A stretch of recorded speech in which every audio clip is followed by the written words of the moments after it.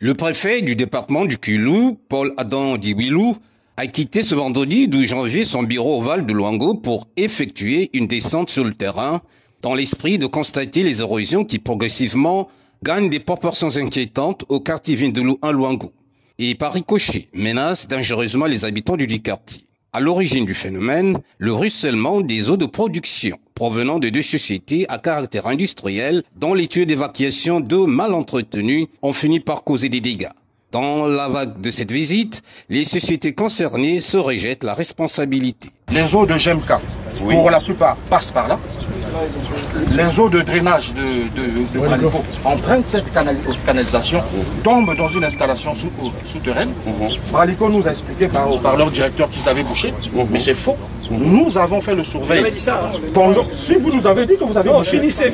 Nous avons fait des canalisations pour nos installations et nos dimensionnements, et pas pour les populations avoisinantes, pas pour les usines avoisinantes. La différence, elle est capitale, parce que nous n'avons jamais voulu prendre les eaux de GMK, et si nous devions les prendre, il fallait faire une étude de débit et voir les conséquences en aval que ça allait créer, ce qui n'a jamais été fait.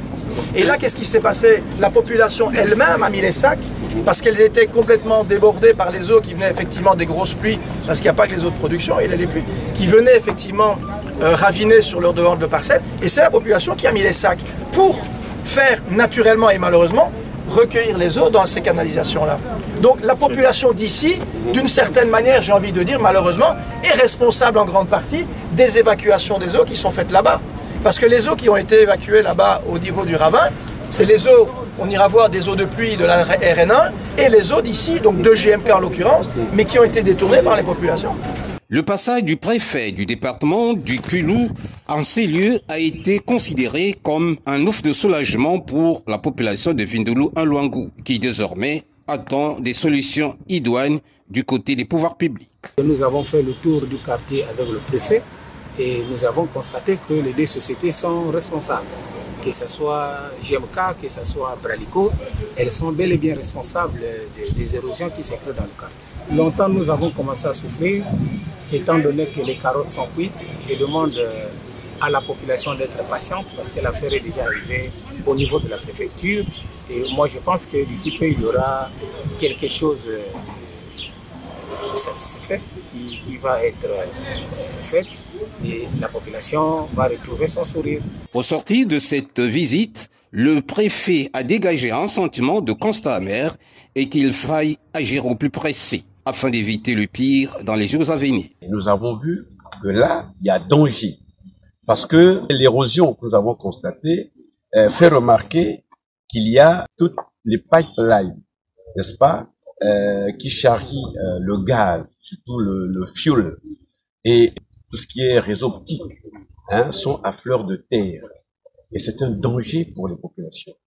Et c'est pour ça que nous avons demandé à ces sociétés de pouvoir trouver des solutions, n'est-ce pas, en partant sur un constat technique, qui vont nous proposer des techniciens qui vont refaire le parcours technique pour nous proposer des alternatives pour pallier à cette situation qui est aujourd'hui gravissime. Après quoi, Paul Adam Diwilou s'est rendu au siège de la région de gendarmerie du Kwilu où il a été reçu par le colonel Albert Matuga, commandant la dite région. Ici, le préfet du Kwilu a suivi avec une attention particulière la présentation de cette structure de la force publique qui joue en tous les cas un rôle important dans la protection et la sécurité des biens et des personnes au niveau du département du Kwilu.